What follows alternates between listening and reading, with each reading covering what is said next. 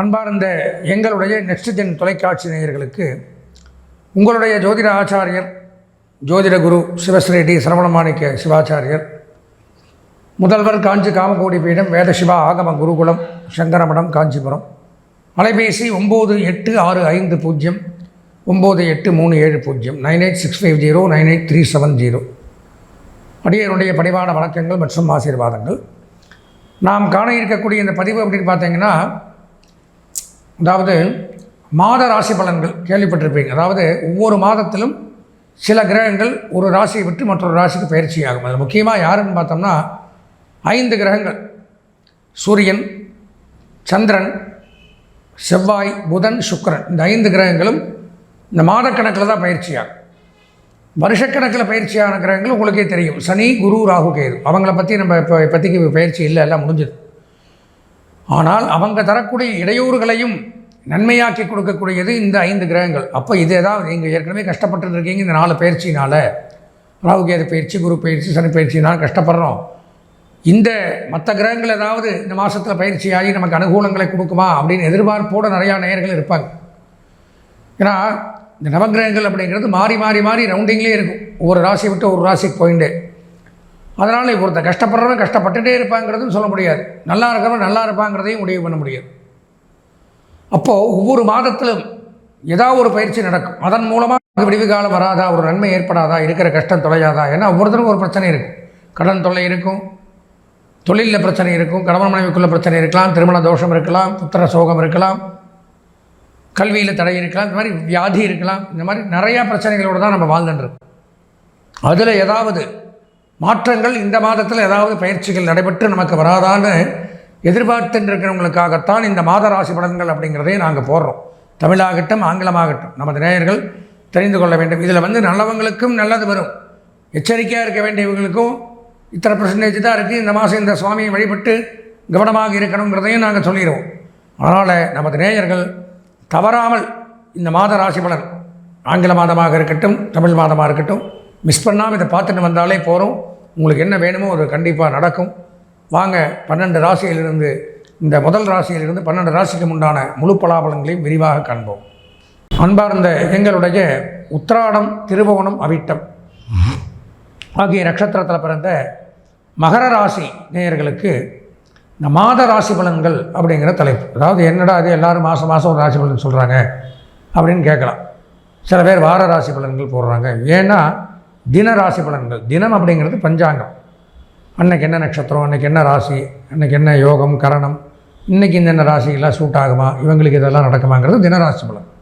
அதுக்கப்புறம் வாரம், இந்த வாரத்தில் 7 நாட்களில் என்னென்னலாம் சம்பவிக்கிறது, இதில் நமக்கு என்ன சூட் ஆகுங்கிறது நம்ம அதெல்லாம் பொதுவாக சொல்கிறது. இந்த மாத ராசி பலன்கிறது பிரயோஜனமானது. ஏன்னா 5 கிரகங்கள் நான் சொன்ன மாதிரி இந்த மாதத்துக்கு ஒருக்கா பயிற்சிகள் நடக்கும். அப்படி ஏதாவது இந்த மாதத்தில் பயிற்சி ஆகியிருக்குமா, நமக்கு நன்மைகள் நடக்குமாங்கிறது தான் இந்த மாத ராசி பலன்லாம் தெரிஞ்சுக்கிறது. ஏன்னா கஷ்டப்படுறவங்களும் இருப்பாங்க, நல்லது நடக்கிறவங்களும் இருப்பாங்க. இந்த மாதத்துக்கு ஒருக்கா ராசி பலன்கள் நம்ம பார்க்கும் பொழுது கண்டிப்பாக இது ரெண்டுமே நமக்கு, நல்லவனுக்கும் கெட்டது நடக்கலாம், அவனும் தெரிஞ்சுக்கலாம், கெட்டது நடக்கிறது நல்லது வரலாம், அவனும் சந்தோஷமாக இருக்கலாம். மாத ராசி பலன்கள் 5 கிரகங்களை பயிற்சியை கொண்டது அடிப்படையாக. அப்போ ஏற்பட்ட இந்த மாத ராசி பலன்கள் இந்த 2025ஆம் ஆண்டு புரட்டாசி மாதம் நமது மகர ராசிக்கு எப்படி இருக்குங்கிறது தான் பார்க்குறோம். மகர ராசிக்கு எப்படின்னு எடுத்துட்டால், ராசிக்கு 2ஆம் இடம் குடும்பம், வாக்கு, தனஸ்தானத்தில் ராசிநாதன் ஆட்சி வக்கரகதியில் வந்திருக்கார். எப்போவுமே வக்கரத்தில் ஒரு கிரகம் இருந்தால் அபரிமிதமான யோகத்தை கொடுப்பார். அதுவும் ராசிநாதனே வந்திருக்கிறதுனால ஒன்றும் சொல்ல வேண்டாம், நீங்கள் நினைக்கிறது நடக்கும், தொட்டது துலங்கும், கேட்டது கிடைக்கும், நினைத்தது நடக்கும், பொருளாதார உயர்வு ஏற்படும், குடும்ப ஒற்றுமை ஏற்படும், வாக்கு வன்மை ஏற்படும், பேச்சால் இருந்து வந்த பிரச்சனைகள் விலகும், பேச்சால் சாமர்த்தியங்கள் உண்டாகும், பேச்சால் காரியங்களை சாதித்துக் கொள்ளலாம்.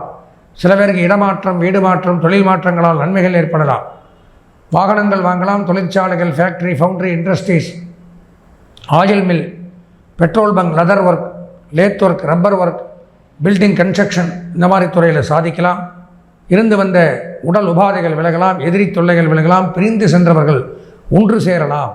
இந்த மாதிரி அமைப்பு சனி கொடுக்குறார். கூட ராகு இருக்கிறதுனால உணவு தொழில் பண்ணக்கூடியவர்கள், பேக்கரி, தின்பண்டங்கள், பால், பழங்கள், புஷ்பங்கள், இந்த மாதிரி வியாபாரம் பண்ணக்கூடியவர்கள், ரியல் எஸ்டேட் பண்ணுறவங்க, வருமான வரித்துறை, பத்திரப்பதிவுத்துறை, உயர்கல்வித்துறை, அந்நிய செலாவணி, அதே மாதிரி பார்த்திங்கன்னா இந்த டேக்ஸ் எல்லாம் சொல்கிறாங்க, income tax, sale tax, GST, இந்த மாதிரி வரித்துறைகளில் பணியாற்றக்கூடியவர்கள் இவங்களுக்கெல்லாம் மிகச்சிறப்பானது ஒரு முன்னேற்றம் அப்படிங்கிறது இந்த மாதத்தில் ஏற்படும். 3, 4, 5 ஒன்றுமில்ல, 6ஆம் இடத்துல குரு மறைஞ்சிட்டார். அதனால் கல்வி பயிலக்கூடிய மாணவர்கள் கொஞ்சம் கவனமாக தான் இருக்கணும். நீங்கள் எத்தனை படித்தாலும் பைஹார்ட் ஆகாது. நீங்கள் படிப்பீங்க, எதை அதை யூஸ் பண்ண வேண்டிய நேரத்தில் மிஸ் பண்ணிடுவீங்க, எக்ஸாமில் மறந்து போயிடும். இந்த மாதிரி 6ஆம் இடத்துல குரு மறைஞ்சிட்டதுனால கல்வி பயிலக்கூடிய மாணவர்கள் கவனமாக இருக்கணும். அதே மாதிரி தொழில் பண்ணக்கூடியவர்களும் கவனமாக இருக்கணும். ஏன்னா குரு இருந்தால் தான் ஒரு காரியம் சிறப்பாக நடக்கும். குரு மறைஞ்சால் குடத்துக்குள்ள இருக்கிற விளக்கு மாதிரி. குரு பார்க்கக்கூடிய நன்மைன்னு தான் சொல்லியிருக்காங்க. இப்போ குரு மறைவாக இருக்கிறதுனால நம்ம எந்த ஒரு செயல் செய்தாலும் அதில் திறமை அப்படிங்கிறது அதிகமாக காட்ட வேண்டிய ஒரு சூழ்நிலை அப்படிங்கிறது தான் இதை எடுத்துரைக்குது. அதனால் நம்ம எந்த ஒரு தொழில், உத்தியோகமாக இருக்கட்டும், வேலையாக இருக்கட்டும், வியாபாரமாக இருக்கட்டும், நம்ம எந்த தொழில் பண்ணாலும் அதில் அதிகமாக உழைக்கணும். படிக்கிறவங்களும் அதே மாதிரி தான் கவனமாக இருக்கணும். சில பேருக்கு எதிரிகள் தொல்லைகள் ஏற்படலாம், சில பேருக்கு கடன் தொல்லைகள் ஏற்படலாம், சில பேருக்கு நோய்வாய்ப்படலாம். 6ல் குரு மறைஞ்சிட்டதுனால கவனமாக இருக்கணும். சொந்த ஜாதகத்தை பார்த்து அதை முடிவு பண்ணணும். சொந்த ஜாதகத்தில் குரு வலுவாக இருந்தால் பயப்பட வேண்டாம். 7ல் ஒன்றுமில்லை, 8ஆம் இடத்துல சுக்கிரன், கேது. கண்டிப்பாக காதல் திருமணம் அப்படிங்கிறது நடக்கும். லவ் பண்ணிட்டு இருக்கிறவங்களுக்கு அந்த அமைப்பு ஏற்படும். கணவன் மனைவிக்குள்ள அந்யோன்யங்கள் ஏற்படும். பிரிந்த தம்பதிகள் ஒன்று சேருவார்கள். கருத்து வேறுபாடுகள், சண்டை சச்சரவுகள், பிரச்சனைகள் இதெல்லாம் இருந்தால் விலகும். கேதுவு இருக்கிறதுனால மிகச்சிறப்பு. அதாவது உத்தியோக உயர்வு, பதவி உயர்வு, சம்பள உயர்வு, பாராட்டுக்கள் இவையெல்லாம் நடக்கக்கூடிய அமைப்பு ஏற்படும். பொதுப்பணித்துறை, குடிநீர் வடிகால் வாரியம், நீர்நிலைகள் சம்பந்தமான தொழில், அதே மாதிரி அரசாங்கத்திற்காக கட்டடம் கட்டுறது, building construction, government building construction, அதில் இன்ஜினியராக இருக்கக்கூடியவர்கள், பணியாற்றக்கூடியவர்கள், நெடுஞ்சாலை பணியாளர்கள், கட்டுமான பணியாளர்கள், இவங்களுக்கு நன்மைகள் அதிகரிக்குது. 9ஆம் இடத்துல சூரியன். அரசு துறையில் பணியாற்றக்கூடிய அனைத்து ஊழியர்களுக்குமே நன்மைகள் அதிகரிக்கும்.